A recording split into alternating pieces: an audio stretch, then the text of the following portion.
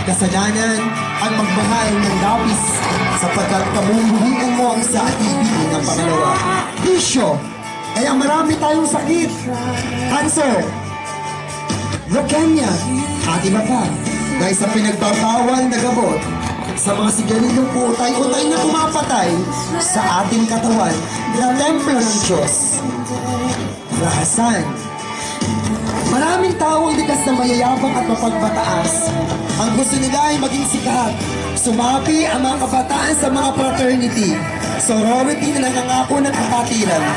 Subalit kapag ilang magdudulot ng kapahamakan. Ganyan ang kasasapitan ng taong lumalayo sa piling ng ating Panginoon. Si Diablo, ang demonyo ay di kanya hayaan lumaya. Patuloy kanyang paghihirapan at tatanggalan ng karapatan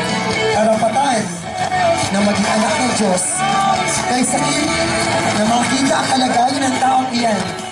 Ikaw iyan, dito naninirahan sa batahan. Kasalanan, kailanman ay doon paghihirapan.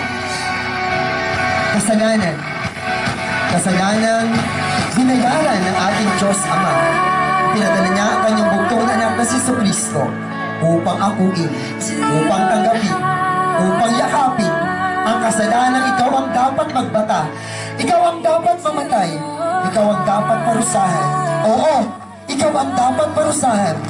Subalit kailanman, ang Diablo hindi titigil na ikaw ay lumapit sa Panginoon.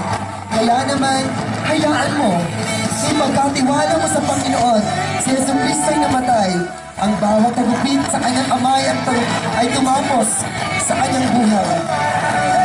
At ang bawat paong umaon sa kanyang mga kamay, ganun din sa kanyang mga paa, ay simbolo ng kanyang tunay na pagmamahal sa atin. Ang sibag na tumapos sa kanyang mga kamay. Ganyan. Subalit pagkatapos ng itong araw, siya ay muling nabuhay. Ganyan na lamang ang pag-ibig ng ating Panginoon. Sapagkat iyon na lamang ang pag-ibig niya sa sanlibutan, ibinigay niya ang kanyang bugtong na anak upang sino ang sumampalataya di mapahamak, kundi magkaroon ng buhay na walang hanggan. Minahal ka ng ating Panginoon at mula noon hanggang ngayon ay hinihintay ka ng ating Diyos upang magkaroon ka ng buhay na ganap at kasiyasiya. Sa buhay na walang hanggan, purihin ng ating Panginoon. Natawagan natin, Reverend John Joel G. Manalo para sa salita ng ating Panginoon.